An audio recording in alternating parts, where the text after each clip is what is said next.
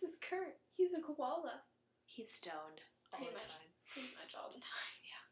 But he's my best friend, and I don't judge him.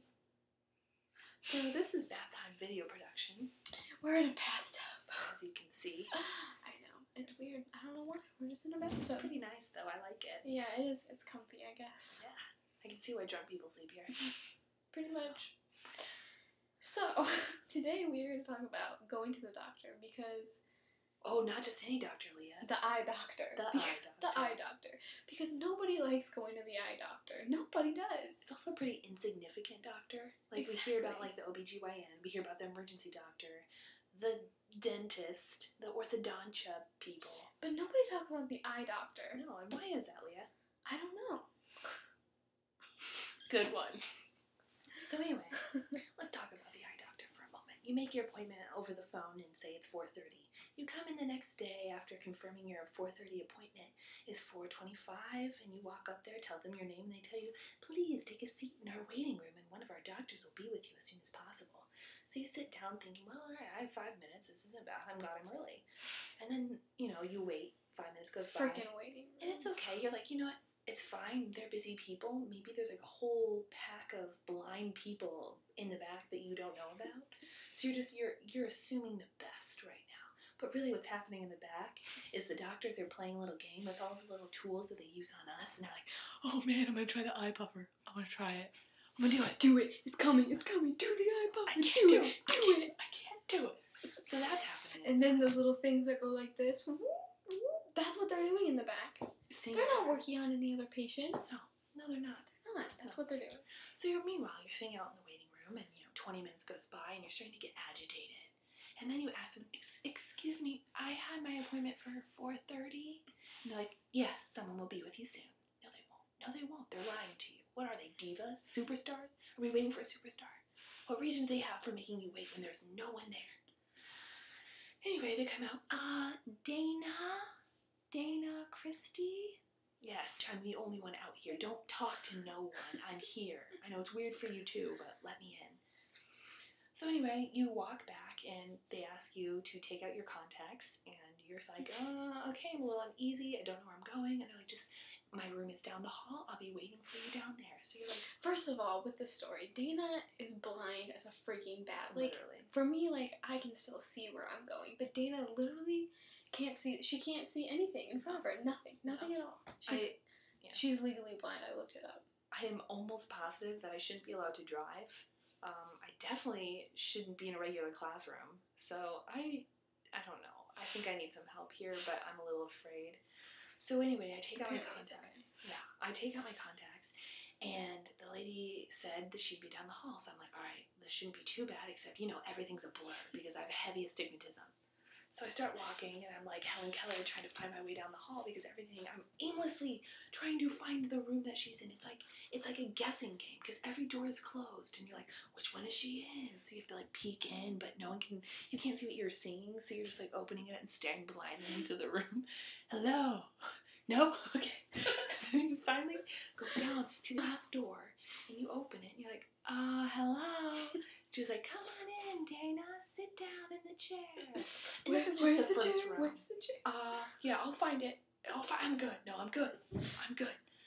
So it's the first room because, just like divas do when they're on stage, they have to have wardrobe changes or scene changes. So, the eye doctor's a huge The diva. first room. Yeah, this is the first scene, as you wish. So you sit down in the chair, and it's the eye puffer. Freaking eye puffer. No one likes it. No one likes the eye puffer. So you sit down, and the first time I ever did the eye puffer, I just had no clue. So you sit down, and there's like this little cup, and you freaking eye there, and you sit there, and they're like, there will be a slight puff of air. And you're like, what does that mean? Like, a puff of air? Like, what is it gonna feel like? Is it gonna hurt? Yeah. So you're freaking like sitting there with like a cup in your eye, like this, with just wide open, and you're just sitting there. Just sitting there, like, looking around. And she's like, it's gonna come. There's gonna be a puff of air. It'll be really soon. It's coming. Really soon? I've been sitting here for, like, 10 minutes. Where's the puff of air? And then your eyes start watering, and you're like, oh, my God. Your heart's, like, racing. You're like, when's the eye? When's it gonna pop? And you're sitting there. And then all of a sudden, it's like, poof, and you're like, and then then that's the puff of air. Oh, and at this point, you know, your eye is watering and your makeup's running, and the actor's like, "Oh, are you all right, honey?" Yeah, no, I just. Yeah, I had no idea when the puff of air was gonna happen. I just have sensitive eyes. It's not. It's just, you know, the light bothers it, and you know it's pitch black in there, so it's not the light. They made you cry. They literally made you cry. So at that point, after the puff of air, the unpleasant, they decide to take you to yet the another next room. Yes, this is the second official room besides the contact taking out room. So this is the room where they have that, like we said earlier, those things that go over your eyes. And so you sit there and they're like, scoot up, scoot closer. You're not close enough. And it's like freaking like covering everything. You're like, all you can see in front of you is like black. And then they start moving these little things. And they're like, is 1 or 2 clear? Say 1 or 2. Which one's clear? And you're like, they're the same. So you just say one. You just say one. Which one is the same? And so then they keep going through and they're like, that's interesting. It's interesting that you would say that. Yeah. Okay. They're all the same wide. You're just guessing. Sometimes you switch it up. No, I think number like, 3 is clear this time. Like, I don't know. So then they do the letters. Oh, the letters. That's fun. So it's always embarrassing. Yeah, and usually when I go, my mom's in there and she's looking at me. Are we 5? I haven't been to the eye doctor since I was like, I don't know. Your mom goes with me. My mom goes with me. Leah is 20 years old. What's wrong with your mom going to see the doctor? Well, you were an adult, and it's the eye doctor. As we said earlier, he's pretty insignificant. Well, I don't care. My mom was with me. So, she's sitting there reading the letters. Well, and so she can see the letters perfectly, but you can't. It's a P. I think it's a P. No, actually, it's a T. I'm not sure where you got that. You read the line of letters, and the P's, the F's.